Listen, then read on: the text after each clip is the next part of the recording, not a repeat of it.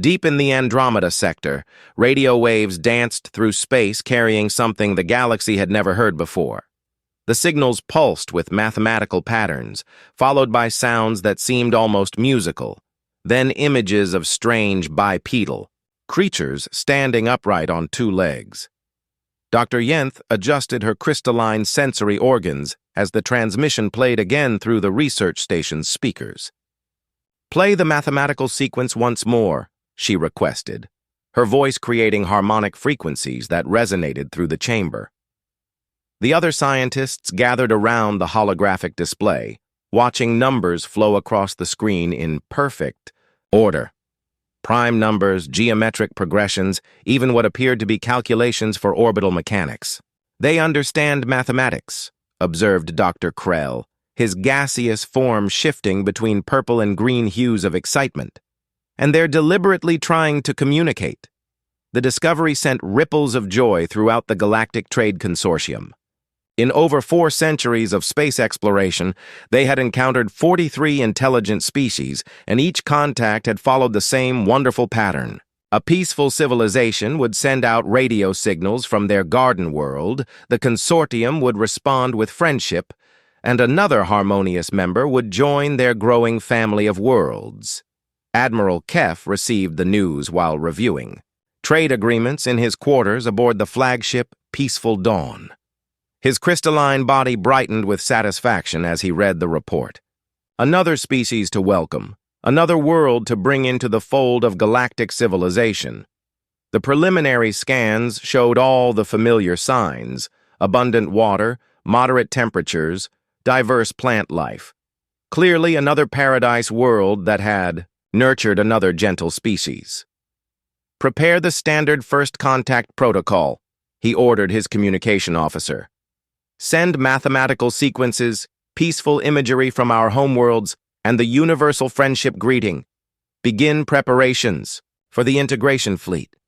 The response from the mysterious planet came faster than expected. Not only did the creatures match their mathematical sequences perfectly, but they sent back images of their own world. Vast blue oceans, white clouds, green land masses dotted with what appeared to be cities. The beings called themselves humans, and their world, Earth. "Look at how orderly their settlements appear," Dr. Yenth noted as she studied the images. "Notice the geometric patterns in their architecture, the careful arrangement of their transportation networks. Classic signs of a cooperative, peaceful society." The humans sent more transmissions over the following weeks. They shared their art, their music, even what appeared to be scientific data about their solar system. Everything confirmed what the consortium expected. These humans had clearly evolved on a gentle world that encouraged cooperation over competition. Their society showed all the hallmarks of civilized behavior: organized cities, complex art forms, and an obvious desire to communicate with other intelligent life. Admiral Kef assembled the integration fleet with practiced efficiency. 17. Ships carrying medical supplies, communication equipment, and cultural ambassadors from dozen different consortium worlds. They would approach Earth slowly, as always, giving the humans time to adjust to the reality of galactic civilization. Estimated. Travel time to Earth system 47 standard cycles, reported Navigation Officer Tren. All ships report ready for peaceful contact procedures. As the fleet prepared to depart, Dr. Yenth compiled her preliminary cultural assessment. Everything pointed to humans being another typical garden world species. They showed curiosity about the universe. They had developed mathematics and basic science, and they seemed eager for contact. Their radio transmissions contained no aggressive themes or militaristic content. "I predict integration will proceed smoothly," she noted in her official report. "Species designation, human. Homeworld classification, garden world, standard parameters. Threat level, minimal. Cultural compatibility, high. Recommended integration timeline, standard protocol, 18 months to full membership." The fleet departed with celebration and optimism. Musicians from the Harmonic Collective composed welcome songs for the humans. Artists from the Seraphim worlds prepared gifts showcasing the beauty of galactic civilization. The Medical Corps loaded their ships with treatments for the diseases that typically plagued primitive worlds. But as they traveled through hyperspace toward Earth's solar system, long-range sensors began picking up data that didn't match the initial assessment. The planet's gravitational pull was stronger than expected. The atmospheric density readings seemed unusually high. Most puzzling of all, the life sign readings showed an enormous number of large organisms moving across the planet's surface. Perhaps their fauna is simply more abundant than most worlds, suggested Dr. Krell when the readings were brought to his attention. Some garden worlds do support larger ecosystems. Admiral Kef wasn't concerned. In 4 centuries of contact, they had encountered variations in planetary conditions before. Some worlds were warmer, others cooler. Some had larger animals, others smaller. But they all followed the same basic pattern: gentle environments that produced gentle species. As they approached Earth's outer solar system, the sensors detected more anomalies. The planet's moon was unusually large, creating stronger tidal forces than most worlds experienced. Solar radiation levels were higher than optimal for most known life forms. The planet's weather systems showed signs of extreme atmospheric disturbances. Fascinating, Dr. Yenth murmured as she reviewed the data. They've managed to develop civilization despite some challenging environmental factors. This makes their peaceful nature even more admirable. The fleet slowed as they entered Earth's solar system, following standard first contact procedures. They broadcast friendship signals on multiple frequencies and waited for human authorities to respond. The reply came quickly, with humans expressing excitement and wonder at the prospect of meeting other intelligent life. They seemed delighted by our arrival, Admiral Kef noted with satisfaction. Begin approach to standard orbital distance. Prepare cultural exchange protocols. But as Earth grew larger in their viewing screens, the sensor readings became increasingly disturbing. The planet's oceans contained massive life forms, some larger than consortium spacecraft. The land masses teemed with creatures that moved with the swift, purposeful motions characteristic of predators. Even the plant life showed unusual density and aggressive growth patterns. "Admiral," called the sensor technician, his voice tight with confusion. "I'm detecting some unusual readings from the planet's surface. The life forms appear to be more active than typical garden world fauna." Admiral Kef moved to review the sensor data himself. What he saw made his crystalline structure dim with concern. This wasn't the peaceful, gentle world they had expected. Earth was showing characteristics that matched some of the more dangerous planetary classifications in their databases. "Continue approach," he ordered, though uncertainty crept into his harmonic voice. "Perhaps our sensors are malfunctioning. Prepare for standard first contact procedures, but increase shield strength as a precaution." The fleet moved closer to Earth, and with each passing hour, the sensor readings painted a more troubling picture. This wasn't a garden world. This was something else entirely, something that challenged everything the consortium thought they knew about how intelligent life developed in the universe. As Earth filled their viewing screens, Admiral Kef realized they might have made their first serious miscalculation in over 4 centuries of peaceful contact. The question was, what exactly were these humans, and what kind of world had produced them? The morning sun cast long shadows across the United Nations headquarters in New York as Ambassador Lucy Ford reviewed the latest reports from the approaching alien fleet. 3 months had passed since first contact, and today would mark humanity's first face-to-face meeting with beings from another world. She smoothed her dark blue diplomatic suit and checked her notes one final time before heading to the helipad, where a shuttle waited to take her to the orbital rendezvous point. Aboard the consortium flagship Peaceful Dawn, Dr. Yenth was having the worst day of her scientific career. The data flowing in from Earth's surface made no sense according to everything they knew about planetary development and intelligent life. Her crystalline fingers trembled as she compiled the biological assessment report. "The predator density is impossible," she muttered to her research team. "No world can support this many apex hunters and still produce intelligent life." Dr. Krell floated nearby, his gaseous form cycling through worried colors. "Perhaps our sensors are damaged? These readings suggest creatures capable of destroying. Our largest vessels exist in Earth's oceans." The data was undeniable. Earth's seas contained beings over 30 meters in length with bone-crushing jaw strength. The land masses hosted four-legged predators weighing several tons, serpentine creatures whose venom could kill most known species in minutes, and millions of tiny organisms that carried diseases lethal to galactic civilization. "Look at this." Dr. Yenth called up a holographic display showing Earth's plant life. "These aren't normal botanical specimens. Some of them actively hunt and consume living creatures. Others produce chemical compounds that would be classified as weapons on most worlds. But the most disturbing discovery came when they analyzed the humans themselves. Rather than being the apex species on their world, humans appeared to be just one of countless organisms locked in an endless struggle for survival.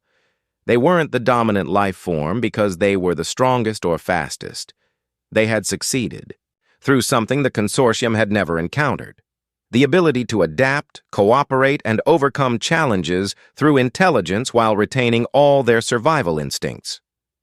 "Class 12 Death World," Dr. Yenth announced to the assembled science team. "The highest danger rating in our classification system. How did intelligent life not only survive but thrive on a world like this?" Admiral Kef received the report just as the human shuttle approached their ship. The implications hit him like a solar storm. They weren't greeting another peaceful garden world species. They were meeting survivors of one of the most dangerous planetary environments imaginable. Ambassador Ford stepped aboard the consortium flagship with a warm smile and confident stride that immediately unnerved the alien delegation. She moved through the corridors with casual ease, showing no signs of the environmental stress that beings from most worlds would experience aboard an alien vessel.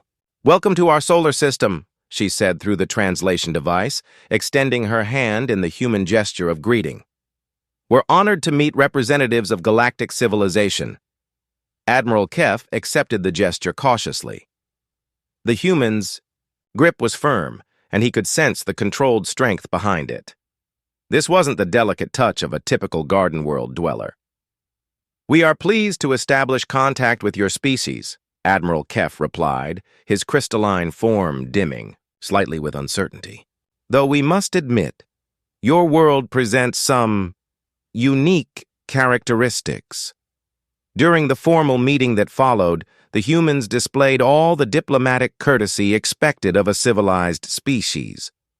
Ambassador Ford spoke eloquently about humanity's desire for peaceful cooperation and their excitement at joining the galactic community. But underlying her words, the consortium representatives detected something that troubled them: a casual acceptance of danger that no garden world species possessed. When Dr. Yenth delicately inquired about Earth's challenging fauna, Ambassador Ford laughed with genuine amusement. "You mean our wildlife?" she asked. "Yes, they can be dangerous if you don't respect them, but that's just part of living on Earth. We've learned to coexist with everything from microscopic bacteria to great white sharks." The casual way she mentioned creatures that could kill most galactic citizens sent chills through the alien delegation. Dr. Krell's gaseous form turned pale yellow with worry. "Perhaps your people might be more comfortable on one of our paradise worlds?" Admiral Kef suggested carefully. "We have several planets with climates suitable for intelligent life, but with much less hazardous conditions." The suggestion seemed to genuinely puzzle Ambassador Ford. "That's very kind of you to offer, but Earth is our home. We love our..." planet, even with its challenges. The storms, the predators, the natural disasters, they're all part of what makes us who we are. Dr. Yenth exchanged worried glances with her colleagues. No species in consortium history had ever expressed affection for the dangerous aspects of their homeworld. Most civilizations spent their early development trying to escape or control such threats. Could you tell us more about how your people developed civilization despite these environmental pressures? Dr. Yenth asked, trying to keep her scientific curiosity from revealing her growing alarm. Ambassador Ford's eyes lit up with enthusiasm. Of course, it's quite a story. Early humans had to learn to work together to survive. We developed tools to defend ourselves, created communities for mutual protection, and learned to adapt to changing conditions. Every challenge made us stronger and more resourceful. As the hours passed, more disturbing details emerged. Humans routinely consumed substances that would poison most galactic species. They engaged in physical activities that would be considered extreme danger sports on civilized worlds. Their entertainment often involved controlled combat and risk-taking that would terrify citizens from peaceful planets. Your people actually choose to place themselves in dangerous situations for enjoyment? Admiral Kef asked, barely believing. The translation? Sure, Ambassador Ford replied with another laugh. We surf massive ocean waves, climb mountains, race vehicles at high speeds. It's fun! Life's too short not to take some risks. The consortium delegation struggled to process this information. Risk-taking for pleasure was completely unknown among their peaceful member species. Most civilizations went to great lengths to eliminate all possible dangers from their daily lives. General Ray Stone joined the meeting via video link from Earth's surface. His weathered face and direct manner immediately caught the aliens' attention. This human showed the physical signs of someone who had spent a lifetime dealing with harsh conditions. We appreciate your peaceful intentions, General Stone said, his voice carrying an undertone that made the consortium representatives unconsciously retreat slightly. Earth stands ready to contribute to galactic civilization while maintaining our sovereignty and our way of life. There was something in his tone, a quiet confidence that spoke of capabilities the aliens were only beginning to understand. This wasn't the submissive gratitude they expected from primitive species grateful for rescue from their harsh worlds. As the formal ceremonies concluded and the human delegation prepared to return to Earth, Dr. Yenth pulled Admiral Kef aside. We need to reassess everything, she whispered urgently. These humans aren't victims of their harsh world. They're products of it. They've internalized survival traits that we bred out of our species millions of years ago. Admiral Kef's crystalline structure flickered with worry. Send a priority message to the Consortium Council. We may have encountered something unprecedented, an intelligent species that evolved not despite deadly conditions, but because of them. As the human shuttle departed, carrying Ambassador Ford back to the surface of their death world, the Consortium fleet remained in orbit, suddenly uncertain about everything they thought they knew about first contact procedures. They had come to Earth expecting to meet another gentle species, grateful for rescue from a challenging world. Instead, they had found apex predators who wore the mask of civilization while retaining all their deadly capabilities. The question now was, what did that mean for the rest of the galaxy? 6 months after first contact, cultural exchange programs between Earth and the consortium worlds were in full swing. What had begun as standard integration procedures had evolved into something that kept alien psychologists working overtime, trying to understand human behavior. Dr. Tim Watson adjusted his lab coat as he prepared to demonstrate human scientific methods to a group of visiting consortium researchers. The biochemistry laboratory at Cambridge University had been specially modified to accommodate alien physiology, with atmospheric controls and safety barriers that would have seemed excessive to most human researchers. Today we'll explore how humans discovered the properties of various chemical compounds, Dr. Watson announced cheerfully to his audience. The alien observers clustered behind protective barriers, their environmental suits gleaming under the laboratory lights. Dr. Yenth watched nervously as the human scientist began handling substances that registered as industrial toxins on her scanner. "Dr. Watson, are you certain those compounds are safe for direct contact?" "Oh, this?" Dr. Watson held up a beaker of what appeared to be acid. "This is just hydrochloric acid. Mild stuff, really. We use it in food production." He poured a small amount into another container, where it immediately began dissolving a piece of metal. The alien observers backed away from their barriers, but Dr. Watson continued his demonstration with casual confidence. Early human chemists learned by direct experimentation. Marie Curie carried radioactive materials in her pockets.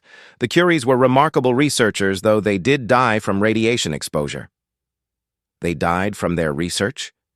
Dr. Krell's gaseous form shifted to a sickly green color. And humans consider this admirable? Absolutely. Their sacrifice advanced human knowledge tremendously. We've learned to be more careful since then, but their pioneering spirit embodies the best of human scientific tradition. The aliens exchanged worried glances.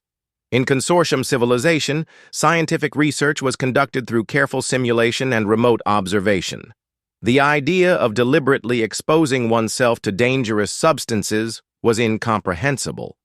Meanwhile, Captain Beth Harper was having her own unsettling encounter with alien visitors. She had volunteered to show a group of consortium officers around Colorado's Rocky Mountain National Park, thinking it would be a pleasant cultural exchange.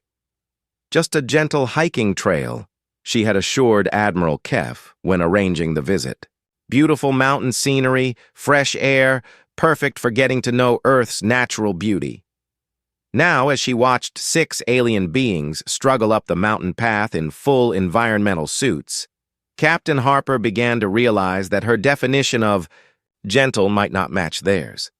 The atmospheric pressure at this altitude requires compensation, wheezed Navigation Officer Tren through his breathing apparatus.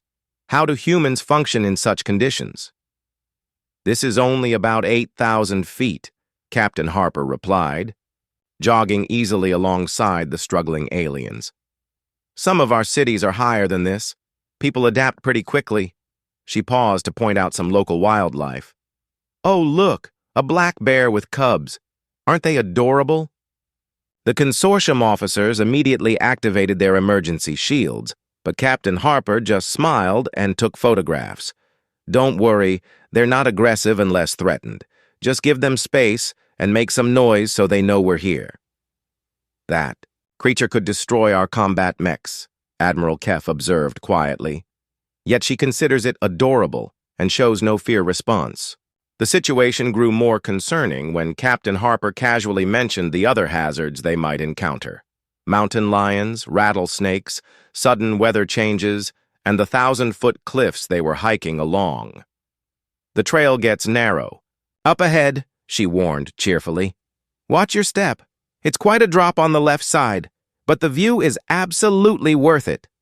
Dr. Yenth, monitoring from orbit, was compiling data that painted an increasingly disturbing picture of human psychology. Her research showed that humans regularly consumed substances that would require hazmat protocols on consortium worlds. "Ethanol is a cleaning solvent," she noted in her report, yet humans consume it recreationally in concentrations that would cause liver failure in most species. "Caffeine is a powerful stimulant that would require medical supervision for safe consumption, yet humans drink it casually throughout their day." The food analysis was particularly troubling. Humans enjoyed consuming capsaicin, a compound designed by plants specifically to cause pain and prevent consumption. They deliberately sought out the spiciest preparations possible and competed to see who could tolerate the highest levels. "They've turned plant defense mechanisms into entertainment," Dr. Yenth muttered, trying to make sense of the data. At the Olympic Training Center in Colorado Springs, alien observers watched human athletes prepare for competition with growing horror. These humans were deliberately pushing their bodies to the limits of physical performance, often sustaining injuries in the process. Pain is just weakness leaving the body, explained boxer Mike Torres as he worked the heavy bag. His knuckles were scarred from years of training, and his nose showed evidence of multiple breaks. The consortium sports scientist studying human athletics nearly fainted when she realized that contact sports involved humans deliberately striking each other at high speed. Boxing, football, hockey, all sports that would be classified as combat training on civilized worlds. "You allow your young to engage in these activities?" she asked weakly. "Kids love it," Mike replied, throwing a combination that would have killed most alien species. "Builds character, teaches discipline, keeps them in shape. My daughter's been boxing since she was 8. Reports from other exchange programs painted similar pictures. Human musicians played instruments at volume levels that would damage most alien hearing. Human engineers worked with materials and processes that required extensive safety protocols on other worlds. Human children played games that involved rapid movement, physical contact, and calculated risks. The psychological profiles were equally disturbing. Humans showed a consistent pattern of seeking out challenging situations and finding satisfaction in overcoming difficulties. They actually became bored and restless in safe, comfortable environments. Dr. Foster Williams, a human psychologist participating in the exchange program, tried to explain human motivation to his bewildered alien colleagues. "We need challenges to feel fulfilled," he said during a video conference with consortium behavioral specialists. "Too much safety and comfort makes us feel trapped. We're happiest when we're growing, learning, pushing our boundaries. But surely, survival instincts should encourage avoidance of dangerous situations," protested Dr. Vresh, the consortium's leading expert on intelligent behavior. "Our survival instincts do the opposite," Dr. Williams replied. "They drive us to prepare for dangers by exposing ourselves to controlled risks. We learn by doing, not by avoiding." The implications sent ripples of concern throughout consortium space. Reports filtered back to member worlds describing humans who voluntarily jumped from aircraft for recreation, who climbed vertical rock faces without safety equipment, who dove to crushing depths in Earth's oceans for the sheer joy of exploration. Citizens of the peaceful Gentari Harmony worlds began expressing concerns about humanity's compatibility with galactic civilization. The Seraphim Collective questioned whether beings who found violence entertaining could truly be trusted. Even the optimistic Velthari started doubting the wisdom of human integration. Admiral Kef found himself facing a crisis unlike anything in consortium history. The humans were unfailingly polite, genuinely interested in peaceful cooperation, and showed no signs of aggressive intent toward other species.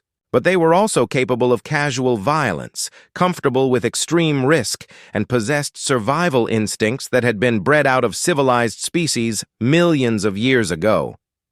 "They're not malicious," he reported to the Consortium Council, "but they're dangerous in ways we never anticipated. They don't see risk the way we do. What we consider lethal threats, they consider normal life challenges." The question facing the Consortium was becoming more urgent with each passing day.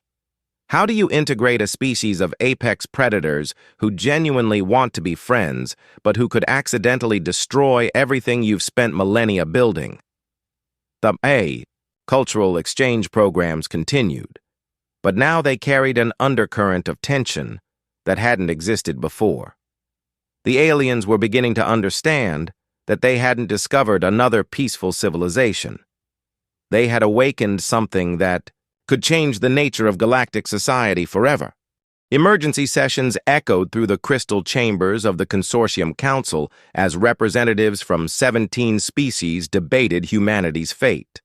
9 months of cultural exchange had provided enough data to fill entire databases, and none of it was comforting to the galaxy's peaceful civilizations. Council Speaker Veth raised her luminous appendages for attention. "The humans have demonstrated remarkable intelligence and apparent goodwill, but their psychological profiles remain deeply concerning. We must determine their true nature before proceeding with full integration." The solution came from the Consortium's standard evaluation protocols, the Harmony Test. For over 2 centuries, every species seeking membership had participated in this carefully designed simulation. The scenario placed potential members in a crisis situation to evaluate their decision-making processes, conflict resolution methods, and moral priorities. Every species in consortium history had passed by choosing diplomatic solutions, even when those solutions required accepting casualties to avoid violence. It was considered the fundamental test of civilized behavior. Dr. Yenth prepared the simulation chamber aboard the research vessel Silent Understanding while trying to ignore her growing anxiety about the results. The test scenario was straightforward. Hostile forces threaten a peaceful colony, and the subjects must resolve the crisis. Previous species had required days of careful negotiation to reach acceptable solutions. Commander Alex Torres arrived at the simulation facility with a small team of military advisors, unaware that this would be anything more than a routine diplomatic exercise. The 38-year-old officer carried herself with the relaxed confidence that had become typical of human military personnel in alien interactions. "We're looking forward to learning more about consortium crisis management procedures," she told Dr. Yenth as they prepared to enter the holographic environment. "Earth's leaders are very interested in how peaceful species handle conflicts." The simulation began with Commander Torres and her team materializing in a colonial settlement under siege by aggressive raiders. The scenario parameters were clear. The raiders demanded tribute and threatened to destroy the colony if their demands weren't met. Colonial representatives begged for help while civilian casualties mounted. Dr. Yenth and Admiral Kef observed from the control room, expecting to see the familiar pattern of careful negotiation and acceptable compromise that characterized civilized responses to the harmony test. What they witnessed instead shattered their understanding of human nature. Commander Torres spent exactly 4 minutes gathering intelligence about the situation. She questioned the colonists, analyzed the raiders' positions, and assessed available resources with mechanical efficiency. Then she turned to her team. Priority 1. Civilian protection. Priority 2. Neutralize the threat. Priority 3. Minimize collateral damage. Her voice carried no emotion, just crisp professional assessment. "Thompson, take your squad and establish civilian evacuation routes. Miller, I need you to identify their command structure. Rodriguez, find me their weak points." "Ma'am, shouldn't we attempt diplomatic contact first?" asked Lieutenant Thompson.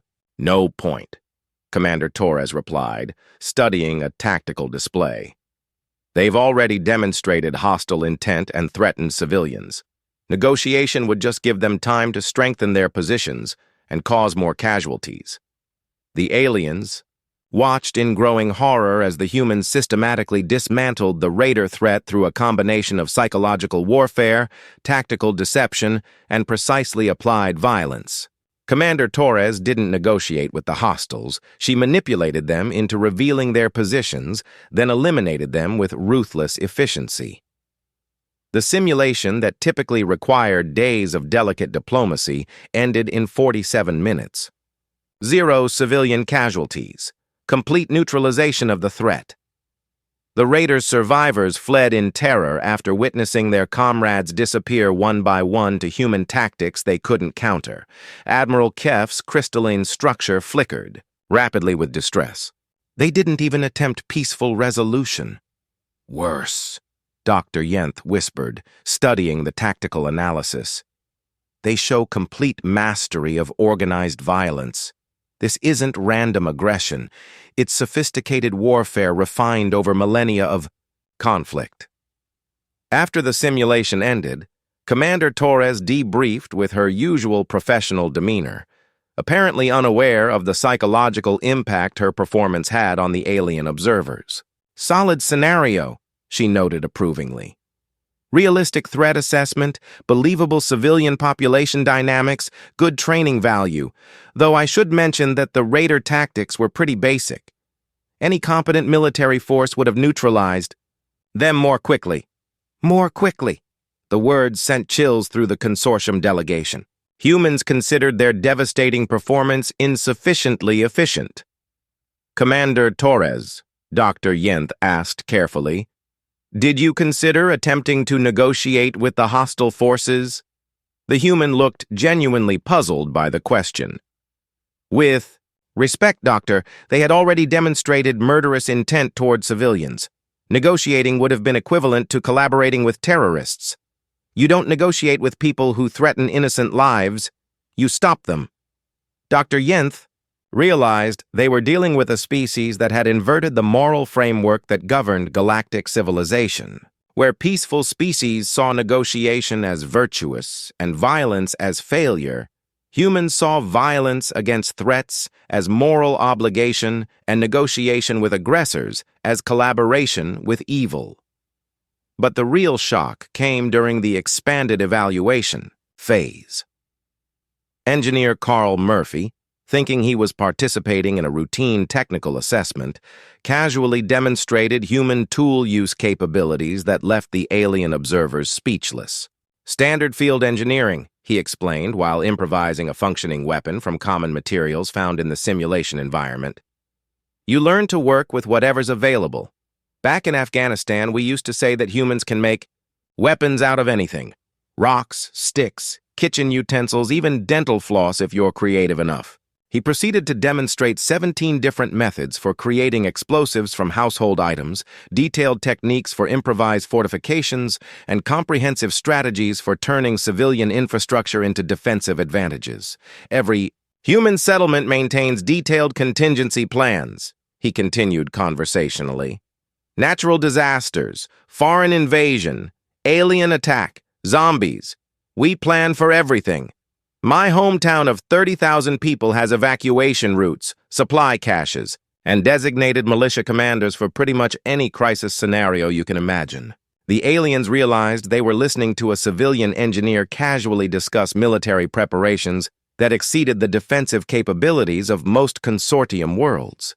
Dr. Yenth's final report to the Council was the most disturbing document. In consortium history, humans hadn't just failed the harmony test, they had demonstrated capabilities that redefined the concept of threat assessment. They are not a peaceful species that survived harsh conditions, she wrote.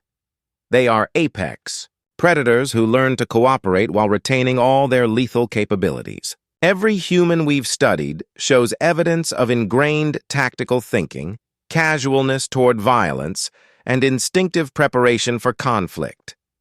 The implications were staggering. Humans weren't just individually dangerous. They were collectively organized for warfare on a scale that peaceful species couldn't comprehend. Their entire civilization was structured around preparing for and responding to threats. Admiral Kef faced the Consortium Council with the weight of 4 centuries of peaceful contact procedures collapsing around him. We have not discovered a new member species, he announced to the assembled representatives. We have found sleeping apex predators who think we are their friends. They show every sign of genuine goodwill toward us, but they possess capabilities that could conquer our entire civilization without apparent effort. The council chamber fell into stunned silence. For the first time in consortium history, they faced a species that was simultaneously benevolent and existentially dangerous. "What do you recommend?" asked Council Speaker Veth, her voice barely audible. Admiral Kef's crystalline structure dimmed with the weight of his conclusions. "I don't know. They want to be our friends, but they're capable of being our masters. The question isn't whether humans are dangerous, it's whether we can afford to have them as either allies or enemies." As debates raged through consortium space about the human problem, the species in question continued their enthusiastic cultural exchanges, blissfully unaware that their new galactic neighbors were terrified of them. The sleeping apex predators had been awakened, and the galaxy would never be the same. Panic spread through consortium space faster than hyperspace communications could carry the emergency broadcasts. The Koros swarm had returned after 3 centuries of relative quiet, and this time, Their bioships darkened entire star systems as they swept toward the core worlds with genocidal intent. The crystalline cities of Orvana Prime flickered with desperate energy as evacuation fleets launched into space. The Seraphim Collective's harmonious worlds fell silent as their population fled toward the Outer Rim.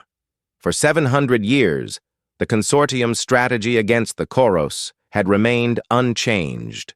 Run, hide, and hope the hive mind would lose interest and move on to other prey. Admiral Kef watched his homeworld's evacuation from the bridge of a refugee transport, his crystalline form dim with despair. 43 peaceful species were about to lose everything their civilizations had built over millions of years, just as they had lost so much before. The Koros weren't interested in conquest or resources. They were interested in consumption. They devoured entire biospheres, leaving dead rocks floating in space where vibrant worlds had once thrived. No negotiation was possible with a hive mind that saw other life forms only as food. "Sir," his communications officer called out, "we're receiving a priority transmission from Earth." Admiral Kef almost ignored it. What could the humans possibly offer in this crisis? They were newcomers to galactic civilization, barely understanding interstellar politics. Their single world couldn't possibly affect a conflict spanning dozens of star systems. But something in the transmission's urgency made him accept the call. President Maria Santos appeared on the screen, her face grave, but showing none of the panic that marked consortium leadership. "Admiral Kef, we've received your emergency broadcasts about the Koros invasion," she said without preamble. "Earth's Security Council has voted unanimously to provide assistance." Admiral Kef's structure flickered with confusion. "President Santos, I appreciate the gesture, but this isn't a conflict your people can help with. The Koros have consumed entire civilizations. Your world should begin evacuation procedures immediately." President Santos's expression didn't change. "Admiral, we've analyzed the data you've shared about Koros capabilities and tactics. Earth's military command believes the situation can be resolved." "Resolved?" Admiral Kef couldn't hide his incredulity. "Madam President, the Koros have been an existential threat to galactic civilization for 7 centuries. They've destroyed dozens of worlds and billions of lives. This isn't a problem that can be solved. It can only be survived." "Admiral Kim, we'll explain our position," President Santos replied, stepping aside as a human military officer took her place. Admiral David Kim wore the quiet confidence that had become disturbingly familiar to consortium observers. "Admiral Kef, Earth's Stellar Defense Force will be departing for Koros space within 72 hours. We'll handle the situation." The casual certainty in his voice made Admiral Kef's crystalline structure flicker rapidly. "Admiral Kim, with respect, you don't understand the scale of this threat. The Koros field bioships larger than our cities. Their numbers blot out stars. No military force has ever successfully engaged them." "We've reviewed your historical data," Admiral Kim replied calmly. "The Koros rely on overwhelming numbers and biological adaptation. Standard consortium defensive strategies have focused on evacuation because your species lack the tactical flexibility to counter their approach. We don't have that limitation." The transmission ended before Admiral Kef could respond, leaving him staring at a blank screen while his homeworld burned behind him. 3 days later, the human fleet emerged from Earth's solar system, and Admiral Kef understood why the consortium had misjudged humanity so completely.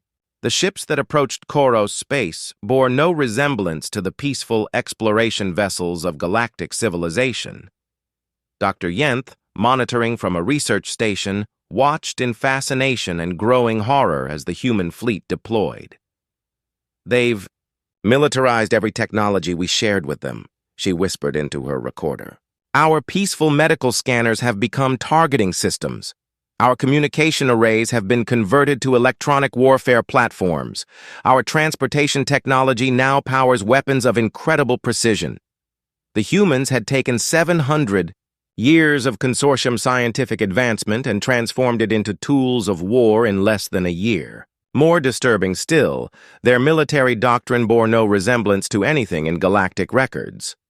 When the Koros bioships detected the approaching human fleet, they responded with their standard overwhelming assault pattern. Millions of organic vessels swarmed toward the humans like an unstoppable tide of living destruction. Admiral Kim's response was unlike anything the galaxy had ever witnessed.